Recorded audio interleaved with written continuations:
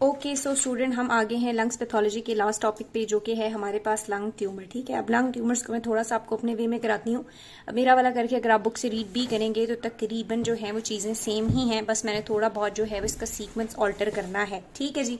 अच्छा जी, हम लोग बात करने लगे हैं लंग्स की ट्यूमर्स के बारे में। अब आपको पता है लंग्स ट्यूमर जो है वो काफ़ी ज़्यादा कॉमन है, और वो लोग स्पेशली जो कि स्मोक करते हैं तो उनके अंदर लंग्स ट्यूमर्स की वजह से जो डेथ रेशो है वो भी काफ़ी ज़्यादा रेज्ड है। वो कहता है कि जो लंग्स ट्यूमर है इसको हम ब्रोंकोजेनिक कार्सिनोमा भी कहते हैं, ब्रोंकियल कार्सिनोमास भी कहते हैं, क्योंकि लंग्स ट्यूमर्स के अंदर, अभी मैं क्लासिफिकेशन बाद में पढ़ाऊंगी, लेकिन 95% जो है वो हमारे पास कार्सिनोमास ही होते हैं। कार्सिनोमास का क्या मतलब है?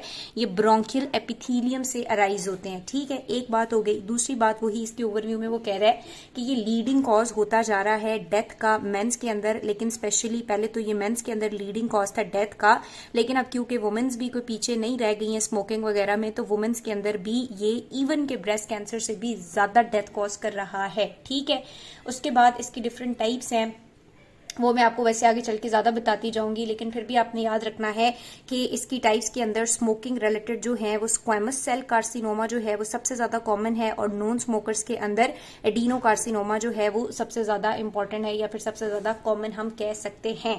अब बात करते हैं रिस्क फैक्टर्स की। ऐसे क्या रिस्क फैक्टर्स है कि अगर वो होंगे तो पेशेंट को लंग कार्सिनोमा या लंग ट्यूमर डेवलप हो सकता है। तो सबसे इंपॉर्टेंट बात वही कि अगर जो पेशेंट है वो क्या कर रहा है, टोबैको का यूज कर रहा है। ठीक है, दूसरी बात वही आ जाती है कि अगर वो स्मोकिंग कर रहा है, चाहे फिर वो एक्टिव स्मोकिंग है, और इवन के जो पैसिव स्मोकिंग होती है वो जरा ज्यादा खतरनाक है, वो ज्यादा कैंसर डेवलप करती है। फॉर एग्जांपल, वुमेन प्रेग्नेंट है और वो खुद स्मोक कर रही है, फीटस तो नहीं कर रहा, लेकिन वो फीटस को जाके इफेक्ट कर रहा है, फीटस के ऊपर उसकी टेराटोजेनिक इफेक्ट है, तो हम कहते हैं कि फीटस जो है वो पैसिव स्मोकिंग करता है। उसके अलावा कुछ लोगों के अंदर जेनेटिक प्रीडिस्पोजिशन होती है, उनके अंदर लंग कैंसर जो है वो हो सकते हैं।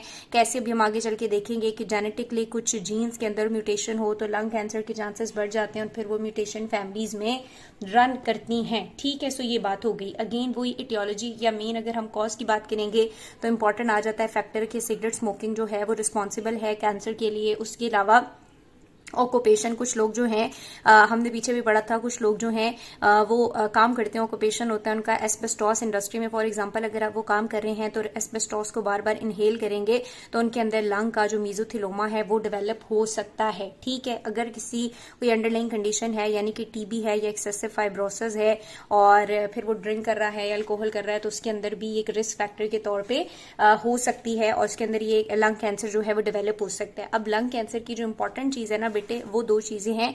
एक तो आपको लंग कैंसर की क्लासिफिकेशन बड़े अच्छे तरीके से आनी चाहिए, और दूसरा उसकी मॉर्फोलॉजी आनी चाहिए, जो कि मैं आपको एंड पे बताऊंगी। पहले हम जो थोड़ी माइनर सी बातें हैं उनके बारे में डिस्कस कर लेते हैं। अब नेक्स्ट बात, बुक के अंदर अगर हम बात करेंगे तो मैं बुक से भी खैर एंड पे दिखा दूंगी, पैथोजेनेसिस की अभी मैं आप लोगों के साथ बात करूंगी। तो पैथोजेनेसिस के अंदर वो यही बात लिखता है कि लंग कैंसर की डेवलपमेंट जो है ये एक मल्टी स्टेप प्रोसेस है। ठीक है, काफी कॉम्प्लेक्स है, मल्टी स्टेप प्रोसेस है। एग्जैक्ट मैकेनिज्म या एग्जैक्ट कॉज हमें नहीं पता, लेकिन मे बी हो सकता है 2-3 रीजंस हो सकती हैं। शायद किसी ऐसी रीजंस की वजह से, केमिकल्स की वजह से, टॉक्सिन्स इनहेल कर रहे हैं तो आपका जो सेलुलर डीएनए है वो डैमेज हो गया है, तो वो डैमेज जो है वो लेड कर सकता है टुवर्ड कार्सिनोमा, या उसके लिए कंडीशन सेट कर सकता है। या इसके अलावा कुछ ट्यूमर ड्राइव फैक्टर्स भी होते हैं, मे बी वो ट्यूमर ड्राइव फैक्टर्स जो हैं वो स्टिमुलेट हो गए हैं और वो कैंसर या ट्यूमर की ग्रोथ कॉज कर रहे हैं।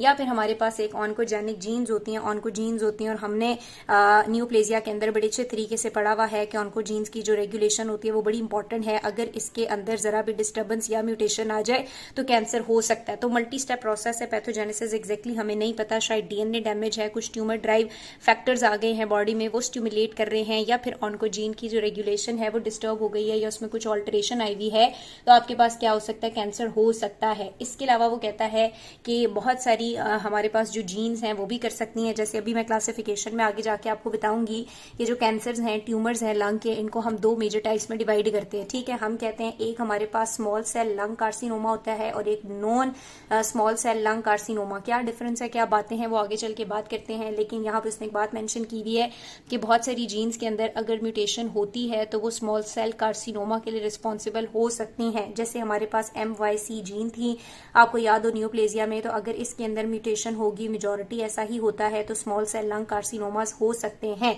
इसी तरह हमारे पास कुछ जीन्स होती हैं, जैसे कि कायरास वगैरह मैं इसको कह देती हूँ, या NRAS होती है या HRAS होती है, तो अगर इस पे म्यूटेशन हो तो यानी हम कह सकते हैं कि लंग कार्सिनोमा में कोई जेनेटिक वेरिएबिलिटी भी हो सकती है। ठीक है, DNA डैमेज है, ट्यूमर ड्राइव फैक्टर्स आए हुए हैं, ऑन्कोजीन में म्यूटेशंस आ गई हैं, MYC जीन के अंदर म्यूटेशन या ऑल्टरेशन है, इसी तरह जो RAS जीन है, RAS जीन जो है उसके अंदर अगर कोई म्यूटेशंस हैं तो वो भी ये कॉज कर सकती हैं। इसके अलावा वो कहता है कि वो लोग जो स्मोकिंग करते हैं, ठीक है, स्मोकिंग की वजह से 2 तरह की जीन्स जो हैं उनके अंदर ऑल्टरेशन आ सकती हैं जो कैंसर कर सकती हैं। फॉर एग्जाम्पल, स्मोकिंग करने से हमारे पास ट्यूमर सप्रेसर जीन होती है ना, वो इनएक्टिव हो जाती है। ठीक है, P3 होती है, ये क्या करती है, ये ट्यूमर सप्रेसर होती है, इसने नॉर्मली ट्यूमर की ग्रोथ को सप्रेस करना होता है। कैसे, आपने नियोप्लेजिया में पढ़ा हुआ है। लेकिन अगर लोग स्मोक करते हैं तो स्मोकिंग की वजह से ये इनएक्टिव हो जाती है। जब ये इनएक्टिव होगी तो ये ट्यूमर को सप्रेस नहीं कर सकती, तो लंग कार्सिनोमा इसकी वजह से हो सकता है। और इसी तरह इसके आगे TP53 है,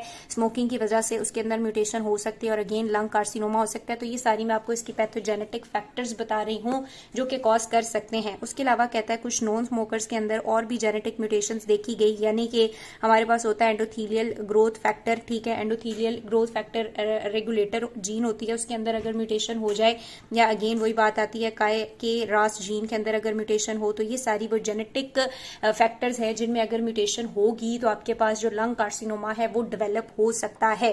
अब ये फैक्टर्स थे। अब अगर हम पैथोजेनेसिस की बात करेंगे तो ये एक चीज इंपॉर्टेंट है, ये आपने याद रखनी है कि डायरेक्ट कभी भी लंग कार्सिनोमा नहीं होता। पहले वहां पे लीजन होती है, नॉर्मल फिजियोलॉजी डिस्टर्ब होती है, थोड़ी पैथोलॉजिकल लीजन आती हैं, मॉर्फोलॉजी ऑल्टर होती है, नहीं ट्रीट करोगे तो फिर वो कार्सिनोमा बनेगा। तो इसमें आप लोगों ने याद रखना है कि पहले जो है वो पैथोजेनेसिस में आपने ये सीक्वेंस लिखना है कि हमारे पास पहले तो नॉर्मल रेस्पिरेटरी म्यूकोजा होता है या एपिथेलियम होता है। ठीक है, नॉर्मल होता है। लेकिन अगर जाहिर है अगर आप बार बार क्या कर रहे हो, स्मोक कर रहे हो, तो हम लोगों ने पढ़ी थी कि जब कोई भी स्ट्रेसफुल या इंजरियस स्टिमुलस आता है तो सेल अडेप्ट करने की कोशिश करता है। ठीक है, सो आपके पास कुछ टाइम के बाद हम देखेंगे तो वहां पे हमें क्या नजर आता है, बेसल सेल हाइपरप्लेजिया नजर आता है। ठीक है, तो पहले नॉर्मल था लेकिन वहां पे क्या हो गया, बेसल सेल हाइपरप्लेजिया हो गया। लेकिन अभी भी अगर ये इंजरियस स्टिमुलस नहीं रिमूव किया गया, स्मोकिंग को नहीं छोड़ा गया, या कोई भी रिस्क फैक्टर था वो ट्रीट नहीं किया गया, तो ये जो हाइपरप्लेजिया है ये कन्वर्ट हो जाएगा मेटाप्लेजिया में। हमारे पास वहां पे हमें नजर आना शुरू हो जाएगा स्क्वेमस सेल मेटाप्लेजिया। हाइपरप्लेजिया का मतलब होता है साइज इंक्रीज हो रहा है, और मेटाप्लेजिया का मतलब होता है सेल्स ही ऑल्टर हो जाते हैं। अब ये कैसे ऑल्टर होते हैं, मतलब चेंज हो जाते हैं कैसे, आप अगर अपनी जनरल पैथोलॉजी को रिवाइज करो तो वहां पे हमने कहा था कि जब पेशेंट स्मोक करता है नॉर्मली कलमनर एपिथेलियम होता है, लेकिन कुछ टाइम के बाद वहां पे स्ट्रेटिफाइड स्क्वेमस एपिथेलियम आ जाता है ताकि टॉक्सिन के एब्जॉर्प्शन को रोके। और जब एक सेल टाइप दूसरे सेल टाइप से रिप्लेस होती है तो उस कंडीशन को हम मेटाप्लेजिया कहते हैं। तो कैसे कैंसर प्रोग्रेस करते हैं, नॉर्मल रेस्पिरेटरी एपिथेलियम था लेकिन फिर उसमें हाइपरप्लेजिया हुआ, अभी भी इंजरियस रिमूव नहीं हुआ तो मेटाप्लेजिया आ जाएगा।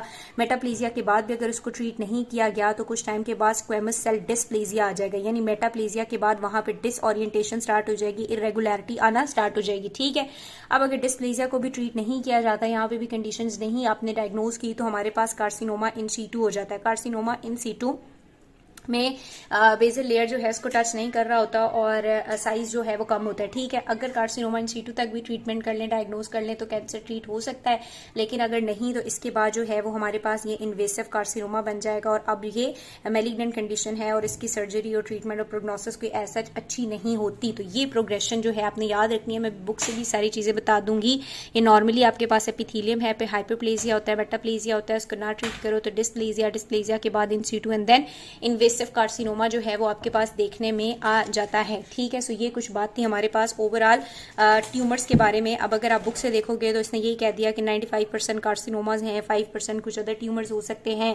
अब ये तो नीचे हम मैलिग्नेंट ट्यूमर्स पढ़ेंगे, लेकिन बिनाइन ट्यूमर्स भी होते हैं और बिनाइन में जो सबसे ज्यादा कॉमन है वो है हमारे पास एक स्फेरिकल स्मॉल डिस्क्रीज हमार्टोमा जो कि कॉइन लीजन बी कहलाता है चेस्ट इमेजिंग में। ठीक है, इसके अंदर ज्यादातर आपको कुछ मिच्योर एडमिक्स कार्टिलेज नजर आती है, फैट, फाइब्रस टिश्यू और ब्लड ब्लड वेसल्स वगैरह के साथ लॉरेंट साइटोजेनिक एबनॉर्मेलिटी भी डिमॉन्स्ट्रेट हुई है, जिससे ये पता चलता है कि एक नियोप्लाज्म है। सो इसकी ये जो नाम है ना हेमाटोमा, ये एक मिसनोमर है, क्योंकि हेमाटोमा हम ज्यादातर कंजेनिटल एनोमली के लिए यूज करते हैं।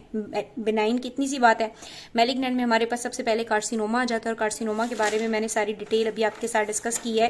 क्लासिफिकेशन में आपको बाद में बताती हूँ कि कार्सिनोमा जो है इसकी कौन कौन सी जेनेटिक वेरिएबिलिटीज हैं, और ये सारी टियोलॉजी और पैथोजेनेसिस के बारे में, और सिगरेट स्मोकिंग एंड वगैरह वगैरह, ये सारी मैंने चीज़ आपसे डिस्कस की। यहाँ पे यही है। अब मैं आपको क्लासिफिकेशन बताती हूँ, फिर इंपॉर्टेंट चीज़ मॉर्फोलॉजी है, हम वो करते हैं, ठीक है।